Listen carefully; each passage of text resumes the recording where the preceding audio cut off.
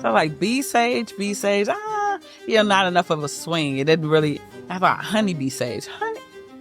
Honeybee sage. I love it. Honeybee sage. How can you identify needs, whether that's within yourself or in your community, that you can meet with a very niche perspective, right? Something unique to you. If you have the desire to become an entrepreneur, pay attention to what fuels you when money is not involved. Understanding that it's your responsibility to identify the what you want to do and the why, but the how, like, let go of that, because there's so many different points that I came to in my business where if I had focused on the how, I would never would have done it.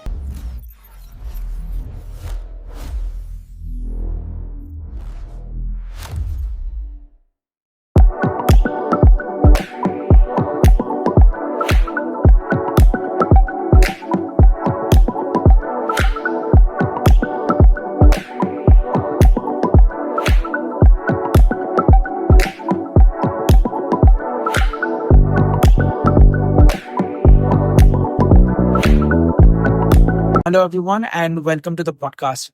Today's episode is with Angela. Angela is the founder of Honeybee Sage Café, and it's one of those episodes where I felt that I was speaking to a spiritual entrepreneur.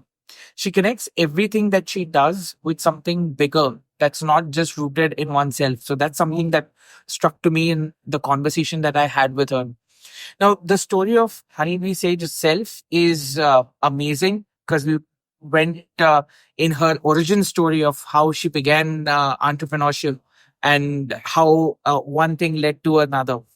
If you are someone who's interested in learning about how destination-based, experience-based businesses are curated, how brands are built, how wellness and alternative medicine in a way and holistic medicine is being discussed and how it kind of connects our different worlds, then this podcast is the one for you. It's also beneficial for people who are, wanting to be entrepreneurs. So I highly recommend that you watch this till the end and take the immense learnings from a beautiful and a rich experience that Angela has been able to gather. So look forward to your thoughts and hope you take away a lot from this particular podcast. Thank you. Hi, Angela. Hello. How are you doing? Great. How are you? Pretty good. Good. Thank you for having us in your beautiful space.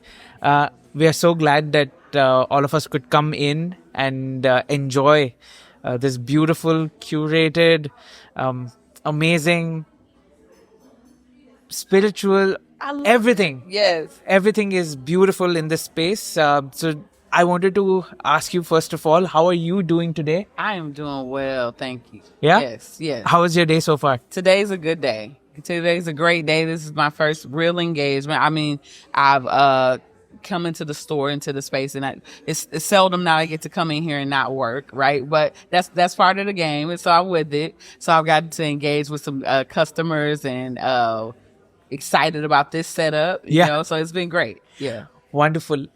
I'd love to know about Honeybee Sage, where we are sitting here, where you have kindly invited us, and we are having some amazing tea. Yes. So tell us more about why you started Honeybee Sage. Yeah, Honeybee Sage was birthed out of so many different like personal inspirations. One, I love tea. Yeah. Two, I am a massage therapist by trade. Okay. And so after I finished massage school, I wanted to learn how to heal with herbs and nutrition. So, more naturopathic, modalities of healing. And so, I actually finished massage school in 2011. Last graduating class of Lakeside School of Massage Therapy, which is just literally blocks from here. So it's beautiful to be in this neighborhood. So once I finished, started connecting with herbalists and different healers and learning from them. So by definition, I would be considered a self-taught herbalist because I don't have any certifications formally, but I've learned with so many different sages over the last decade or so or more. And as I was incorporating like the use of medicinal herbs and whatnot for my own health and healing, I started sharing with the community online a lot. And so even though I moved to Nashville to open my massage practice, after I started sharing online about things that I was using for myself, for my own personal wellness, people back home in Milwaukee's home for me, were always curious about where they could find these things. And I realized that when I was in Milwaukee and searching out natural healing for myself, there weren't any spaces that were curated within the city, like the inner city. And so for me, coming home to open Honeybee Sage was kind of filling a little bit of a void that I sensed here. Yeah. So it's part of your personal journey in a way. Yes, absolutely. Definitely. I got into herbs because first of all, I was born in Milwaukee, but raised in Mississippi. So I was introduced to a lot of natural remedies and healing growing up. Was raised in Mississippi from 7 to 14. And so I knew that there were things outside of pharmaceuticals that could be used for healing. So many different experiences of watching my elders and, drinking castor oil syrup instead of cough syrup when I had a cold, those were things that were just common for us growing up in the country. And so I knew that there were alternatives to pharmaceuticals. So they were never my first line of defense as it relates to health.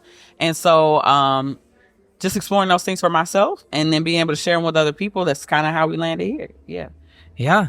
And speaking of that, we have tea right here. Yeah, we have some tea. So tell us more about this, because this experience is like so unique. Yeah. So yeah, you go ahead. Yeah, we have today you chose strawberry immunity. It is one of the teas that we don't prepare here in house, but we work with a company who very, very mindfully, sustainably curates beautiful teas that we like to call novelty teas. So you just drink them just because you like tea. Okay. Like you like the taste of it. So strawberry immunity is definitely something that's it has elderberry, so it's going to help boost your immune system. But all the other herbs in it, hibiscus, contribute as well. But it's an herbal tea. So you're going to get benefit, but you're also getting an amazing taste of the strawberry. So, wow. Yeah. Should I pour some up for us? Yes. Yeah. Oh, wow. Look at the setup. This is so nice.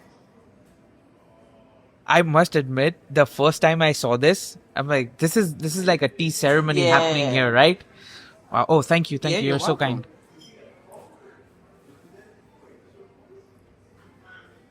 This is the strawberry immunity, right? Yeah. So it's first of all, thank you. You're welcome. So kind. Guys, thank you so much for listening to the podcast.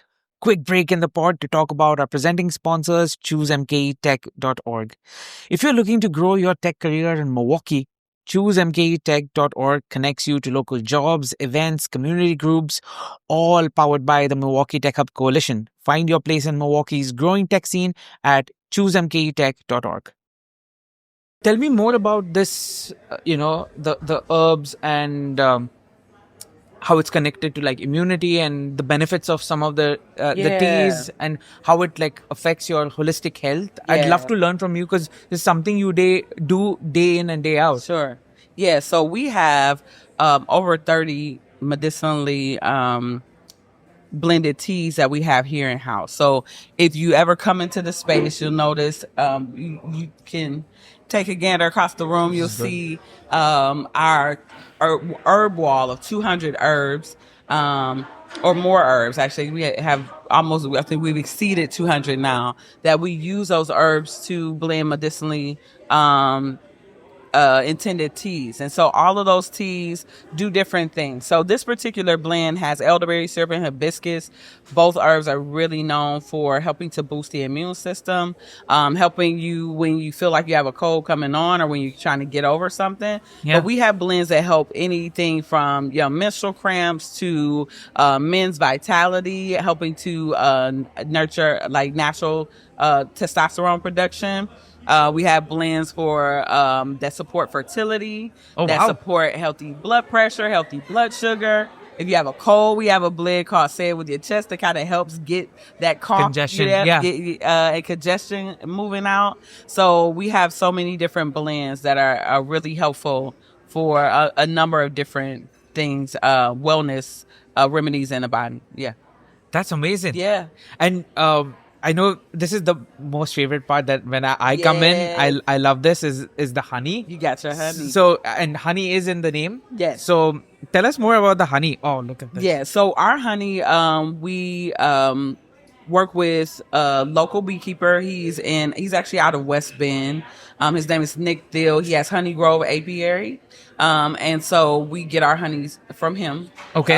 And local honey is always good. Honey in it of itself is medicinal, especially when it's raw, and unfiltered. It still has all of the natural properties that are going to contribute to healing. So this particular honey that you're drinking, that you're enjoying, we make in house. We infuse it with cardamom. Okay. And so it's a really delicious, spicy honey. Yeah. Yeah. So you're gonna get the benefits from that as well. So Honeybee Sage, the name just means like honoring the wisdom of the honeybees, just because of how they dwell in community. We don't use the word colony for a number of different reasons, maybe obvious. So we say that the honeybee community, they're very mindful of how they work and how they build in community. Yeah. Tell us more about that, that community aspect of the honeybee, and how what you've seen in perhaps nature is connecting. It's so well connected. So honeybees are matriarchal. Yeah. In a lot of indigenous cultures, you'll see that where the woman is honored just because of her role in the life cycle. She takes the seed of man and incubates it. Yeah. And gives all of her nutrients to help the benefit of the growth and maturity of the fetus. And so she's honored just for her role in that. So there's a queen. There's not necessarily a king, but the queen specifically is honored and reverenced just because of the role she plays in the life cycle. And then you have the worker bees. I know for me, if you come to our family cookout, you'll see all the women running around, making sure the babies are tended to, making sure the men are tended to, making sure the elders are tended to, and just preparing food and taking care of one another. And so the same in the hive. All the workers are female bees. They have stingers, and the male bees actually do not. And so that's interesting. But they do a lot of the work to make sure that the legacy continues. Primarily really just making sure that the queen is protected and that the babies are protected as well. And then you have the male bees that, they have one primary role, and that is to inseminate the queen. And after that, they die in eternal bliss. And eternal bliss. Eternal bliss, right? So I'm not saying that, of course, as human beings, you have a right brain and left brain. And so we have male, female, or masculine and feminine properties in each of us, no matter what our dominant presentation is. And so the male bees are integral because the queen cannot reproduce herself. She can't reproduce another queen without being inseminated. She can produce, and the workers can also produce unfertilized eggs that produce male bees. But in order to produce another queen, there has to be the dance, that occurs in the heavenlies. And I call it the heavenly because the male bees usher the queen, way up. And they summons other male bees, drones from other colonies to come in and mate with their queen so they can keep their legacy going. So it's pretty cool. There's so many different dynamics that are paralleled, but those are just a few. Yeah. And was the knowledge of this and your observation, did that come first as a thought for this space and this brand? That's a great question. Absolutely not. Okay. So it all of this was kind of like an unfolding as I really embraced and embodied the name. So I've always said that if I had children, which I don't have any biological children, that I would name them Sage. So male or female, Sage means one who is wise, right? A wise one. And so, at the time that I rebranded myself, I was living in Nashville, and I had a friend who had offered a name for my business, Impressions Massage and Wellness, and it was typical. It didn't have any personality. It wasn't me. And so, as I was thinking of rebranding, I knew I wanted to do something sage, right? My mom called me one morning, and she said that as she was praying for me, she heard the name Deborah. Deborah in the scriptures, in the Bible, was one of the only female prophetesses and judges in the Old Testament. And so as I was thinking of renaming myself, I was like, Deborah, what does it mean? I really love the significance and the meanings of names. And so I looked up the name Deborah, and it meant bee, B-E-E. So like bee sage, not enough of a swing. It didn't really, I thought honeybee sage, Honeybee Sage. I love it. Honeybee Sage. And so after that, when I settled on that name, I actually watched a documentary on honeybees, and one of their nicknames were messengers of love, because they pollinate plants, right? They take the male stamen, they take the parts from the male plant to the female plant, so that we reproduce, right? The plants reproduce. And so at the time, I had adopted that love was my religion. And so at that point on social media, I said to myself, if I couldn't seal everything or sign everything that I said with love at the end, then that meant I shouldn't be saying it on social media. So it was just something that I had adopted for myself. And my first business actually was called Spread Love. That's a whole nother conversation.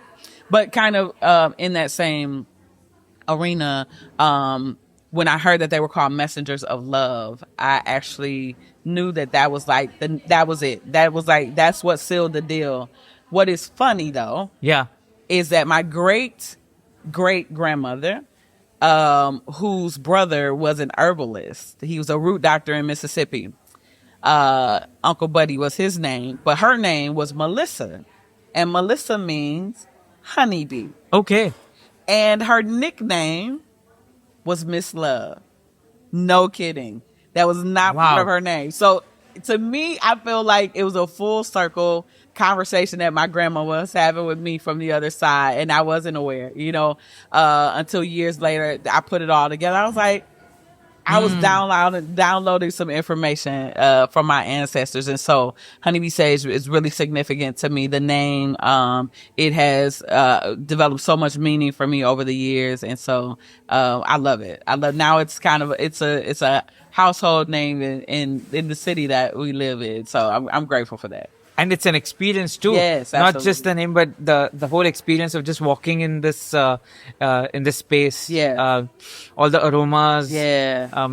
You feel it. Yeah. There's something to going into a space that has the energy. Yeah. You can buy everything online these days, but there is an component to the mystique of an experience when you just walk in to a place, and this space definitely no kidding just has that. Thank you. And it's so integrated with your own brand as well. So I see those hexagons, right? From the beehive. When I see it, I go back to my nerdy brain, goes back to like benzene, because the benzene ring is also a hexagon. I love that. But so how did the like aesthetic and everything kind of like come about?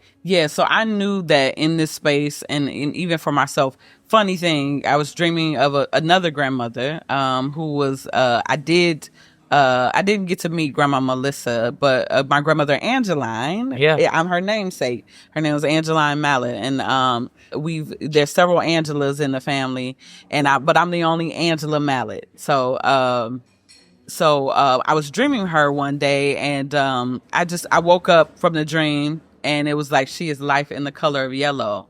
And I just like, I was thinking of my grandmother. She was very joyful and bright spirited and whatnot. But then I thought about it. I was like, Honeybee Sage is their brand. And so that from that point, I started to incorporate just wearing a lot of yellow. But I was like, I want to add more color back to, my wardrobe.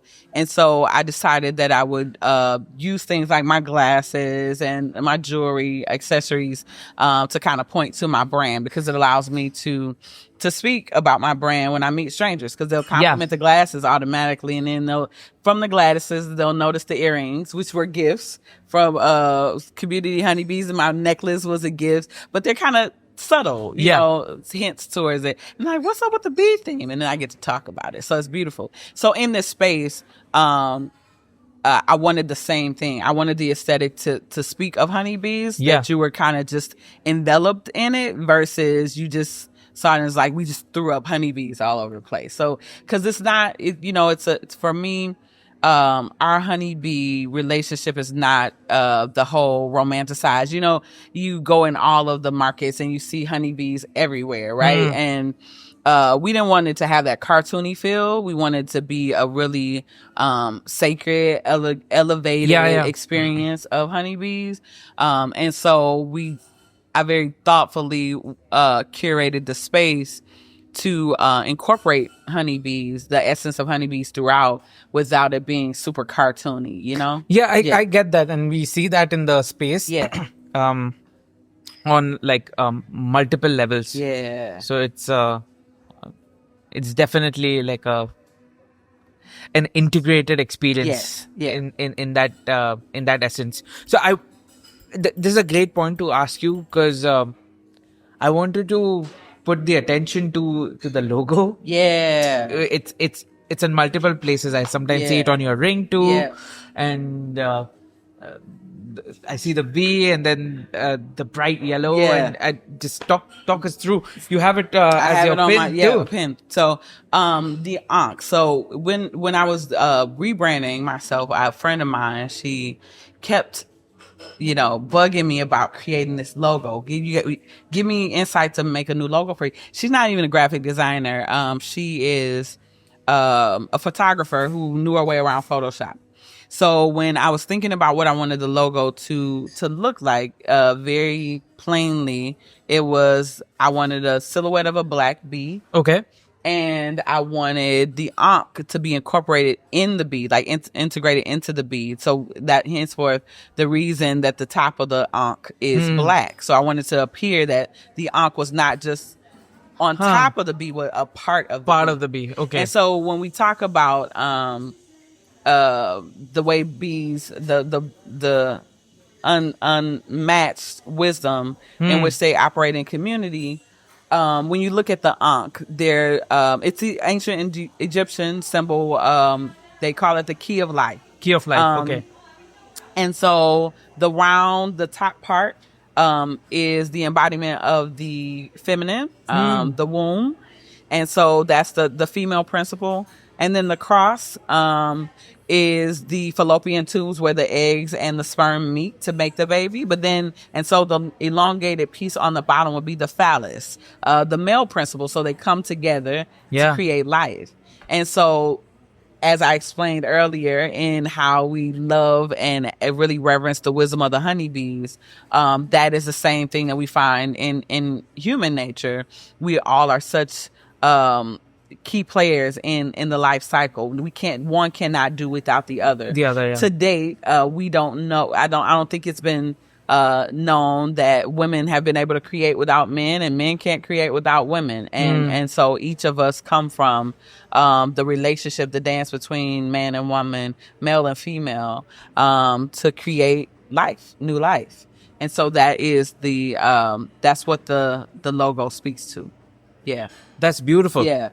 And all of this was your vision, that you kind of crafted Yeah. in that entrepreneurial spirit and just an extension of yourself. Yeah, so I actually feel like sometimes, like I love the question that you asked, which came first, the vision or the egg, right? So was it the name that came first, or the understanding of the name?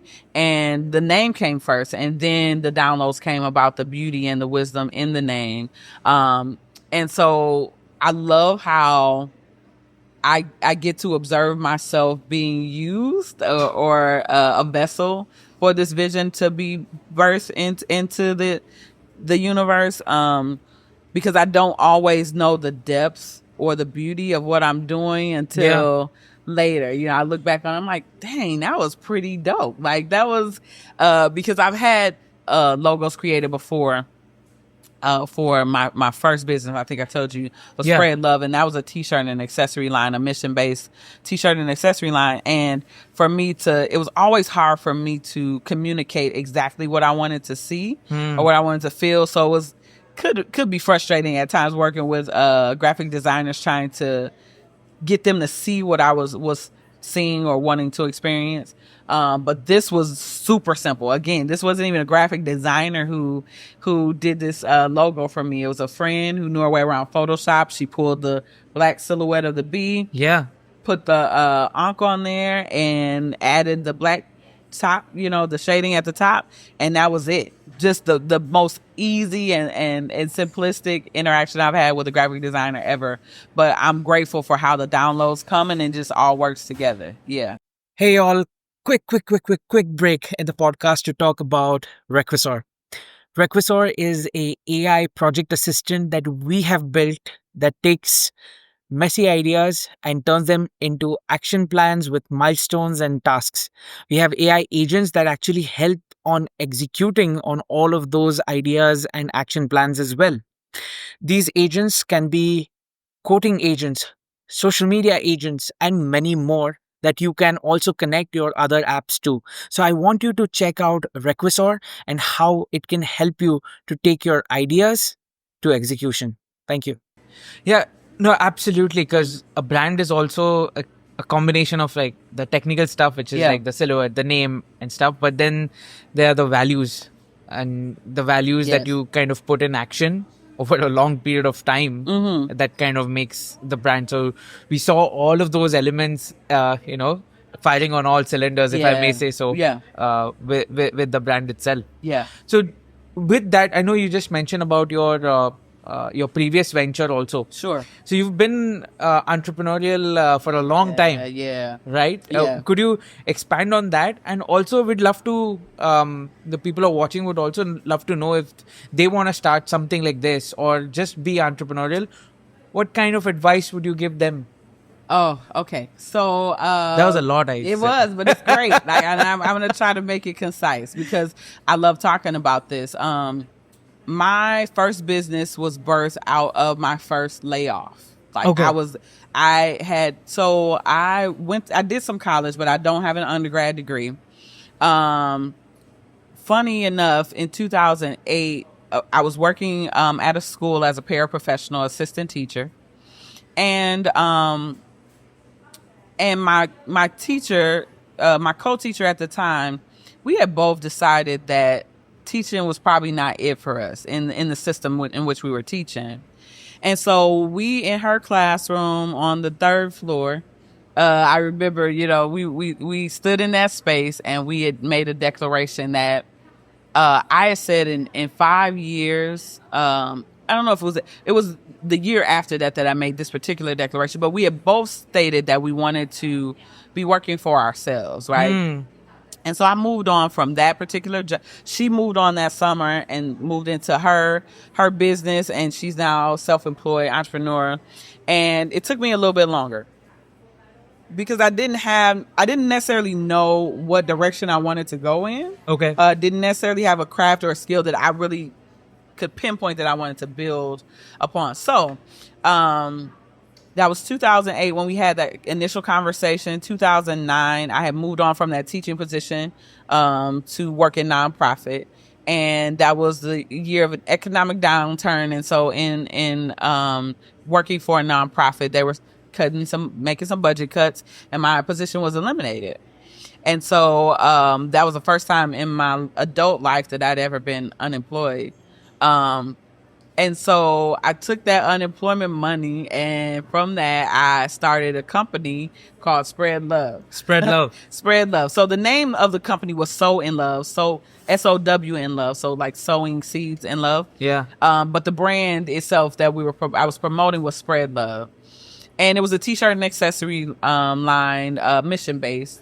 I wanted to create a philanthropic clothing line where some of the proceeds would allow me to help people as I see fit. Yeah. You know, mother in a grocery store with a loaf of bread, pack of hot dogs, and some peanut butter. I kind of know what time it was, right? She has 3 children and she's paying with some change, right? I would be able to just buy a gift card for her. So that was my first business. I wanted to be able to do that and promote people who would embrace the brand, to have that same kind of mentality, look for opportunities to engage in what I call inspired acts of kindness versus random acts of kindness. Like, so you could you'd see something and you wanted to act on. So it was my first business. Inspired acts of kindness versus random Yes. acts of kindness. Yes. Okay. Yeah. So not just, we see it all the time now where somebody in front of you at Starbucks will pay for your drink. But if you're in the Starbucks line, not to say take anything away from that, but if you're in the Starbucks line, 9 times out of 10 you budgeted, or maybe not even budgeted, but you decided you were going to sacrifice this $5 or $10 for your drink, right? So you had the money to do that. But if you see this woman in the store, I had the experience where I was in the gas station and the gentleman came in. I was living in Nashville, and he had $3.24 on pump 5, and I'm like, what is he driving? Is he getting a gas can worth of, and so I could tell that, he was using his last bucks to, It's and a struggle. so, and so I told the cashier to put an extra 20 on his tank. So those are things that I just did in my life, period. But I wanted to inspire that in other people. So, my entrepreneurship for me was birthed out of, being laid off and having had multiple positions in the past that I loved and I learned from, but I felt like there was more for me to do. There was an area of service. That particular business was something that the young lady I told you, my friend, that we had that conversation. I'd actually been driving on my way to see her that day, and I saw a gentleman. And it wasn't even that I wanted to give to him money or anything, but I saw him standing there. He, by all, measures, if you looked at him, you might have thought he was some thug on the street, right? Sagging pants, hoodie, but he was holding a baby in his hand, and he had one by the hand, and he looked really nurturing. So I wanted to inspire. I wanted to promote that, celebrate that in that moment. And it was from that moment that I decided I wanted to develop this company, Spread Love, so we could just catch people doing good things and then promote that. But then I also wanted to take that a step further and be able to physically or financially give to people who I just felt inspired to give to. And so that was my start in entrepreneurship. Yeah, that was the business that I would say, and I said failed forward, but you called it something else when we were speaking the other day. Yeah, I think that that's your MBA. Yeah, yes, yeah, yes, yeah. Because you get so much wealth of experience out of not necessarily failing, but just that journey. Correct? Part of the journey. It was a learning curve. And all the things that you learned there would have paid rich dividends and stood in great stead for this venture. Absolutely. Correct? Absolutely. And they've even come to be a part of this venture. So in the development of this logo, and I'll come back to the tips for the entrepreneurs, but in the development of this logo, I wanted to make sure that it was something kind of like the McDonald's logo, Nike, Ralph, Polo, Ralph Lauren. If you just looked at it from afar, you notice it, right? But in embodying it, so this is is spread love in a sense, right? So if you're going to wear this on your lapel, then you have to show up in a way that honors the brand and what you feel when you walk in these doors. We've been named a healing cafe by our community. And so if you're going to represent the brand, then you have to be a healing space when you go out into the world. And so that's our call, when we, as we develop different merch and different apparel with this logo, because people ask us about it all the time. The idea is, if you're wearing this, you gotta represent the brand. Because I have a business, in times where I might have been out in public and I might be, peeved by some interaction, and I may want to drop my decorum to just act in a way emotional. I remember, I'm representing a whole brand. I'm a public figure, so that's something that I keep in mind. And so in that way, the brand spread love, and what it represented kind of carried forward. But what I offer to entrepreneurs is to observe what sets your soul on fire. If you have the desire to become an entrepreneur, in determining which area or which vein you want to explore, pay attention to what fuels you when money is not involved. And I know, that's not a novel concept, or that's not new advice, but for really, truly, that is one thing that I would definitely suggest, is to pay attention to what ignites you when you're not getting paid for it. And for me, it was part of my nature to want to uplift people, encourage people, add to people, just in my daily experience. And so that is what, contributed to the birth of Spread Love. And then moving forward, I was sharing information about herbs and wellness. I would have done massage for free if I could have, but I got to pay the bills. And so understanding that, I knew that I wanted to be able to do something that was promoting a cause. Actually, massage, when I was working, the job that I had after that laid off position, because, most entrepreneurs think that first strike out, that first leap is going to land you into something that retires you. And it just may. There are some people who have that testimony. For others, a lot of us have had multiple experiences where, it was the learning, it was part of the credits for the future experience. But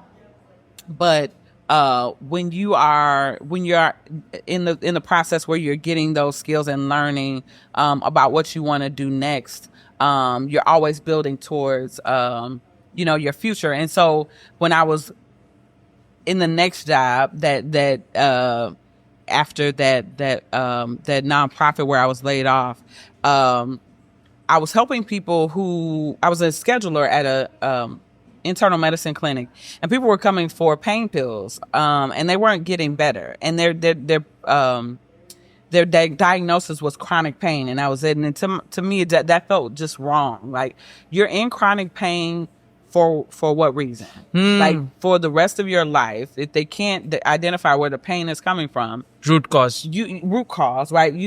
Your diagnosis is chronic pain, and the answer is opiates. And I had a gentleman, I'll never forget his face.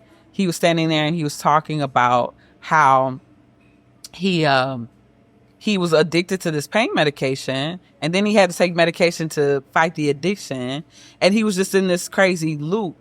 And from that, I was inspired to pursue massage therapy school. Wow. It had been on my radar since high school, because my aunt lived around the corner from the school, and I always saw the sign and thought, oh, this would be pretty cool. But it came back, when I was working that position. And so finding opportunities to serve your community, sometimes that starts with you. Meeting your own need and understanding that it's a need that you can help meet with other people. Like, what would you do if money wasn't an issue, and how can you identify needs, whether that's within yourself or in your community, that you can meet with a very niche perspective, right? Something unique to you, because of how that became important to you. Sometimes people start businesses because, their daughter has eczema, and they want to make sure that they create body products that nourish her skin and don't break her out, So being mindful of that. And when you find ways to serve, I think the universe just kind of gets behind you on that. It promotes our godlikeness to come into humanity and be able to serve the good of humanity. Yeah. Wow. Yeah. That was deep. Yeah. That's yeah. It makes me think. Yeah. It makes me think. I loved how you put it in the context of something that's not just self-serving, but how it connects to like others as well. Yeah. I think that's pretty good. I listened to a lot of old wise heads, Neville Goddard, Earl Nightingale, Neville Goddard, and Napoleon Hill, the Think and Grow Rich, model. Napoleon Hill wrote so many classic texts, and I think it's just one of the things that I find as a rule, like a standard, out of all of their talks and presentations, are that service model. When you are acting in service, I think just because the universe is supportive of the well-being of mankind by, the sun is hanging in the sky in the perfect proximity to the earth so we don't burn, but it keeps us warm enough so we don't freeze, right?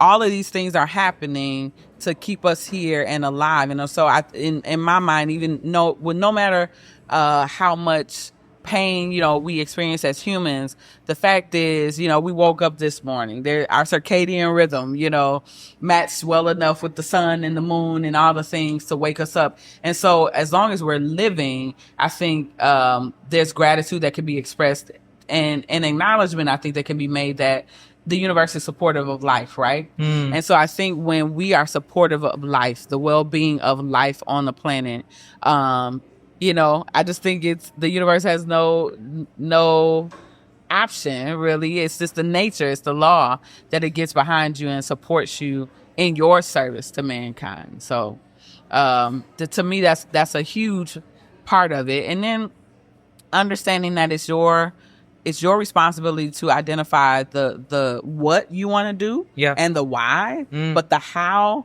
like, let go of that, because there's so many different points that I came to in my business where if I had focused on the how, I would never would have done it, right? Even coming into this space, there was subfloors, meaning that there was no flooring laid. There were white walls with primer paint, and that was it, right? And so in my mind, I had made the build out of this space much more simplistic than it actually was, right? Because I think if I had known how difficult it would be and how many hurdles we would run into, it may have slowed me down. It may have discouraged me. But just because I had this crazy, this level of ignorance, if you will, but and I don't even want to call it ignorance, more so innocence. I just, I thought it would be easy, so I made the commitments, right? Easier. I shouldn't say I thought it would be easy. I thought it would be easier. So I made the commitments. And by the time I realized how much it would take, it was too late to turn back, right? So I was in it. And so I think, the support that I found that from God and the universe, whatever you'd like to call it, is what carried me through those tough times. Not really focusing on how I would get it done, but knowing what and why. I knew that in this space I wanted to be of service. And I wanted to be in an elevated space where people came and had an elevated experience and they felt special in this space. So I knew that would go into every little bit of detail. And I didn't have to focus on how I would get it done so much. I love what you said there, because I think even Jeff Bezos from Amazon, he had this quote once saying that be adamant on your vision, but flexible on the details. So I could resonate through your story about this is how it looks in execution. Angela, this has been a great conversation. I so appreciate that you shared candidly your insights and stuff. We'll have to do this one more time. I look forward to it. But thank you so much. Just how the thing that struck me the most was like how you connect like spirituality and into everyday actions and through your business and through your actions. We hope to continue that you serve the community in full measure, like God and the universe gives back to you as well. Thank you. Thank you for having us. Absolutely. And with this beautiful tea and everything. So I really want to appreciate your time. Thank you. And your energy also. Yeah. So thank you. Thank you. Have a wonderful day ahead, and we'll have to have more of this tea. Let's do it. Okay. All right. Thank you. Thank you.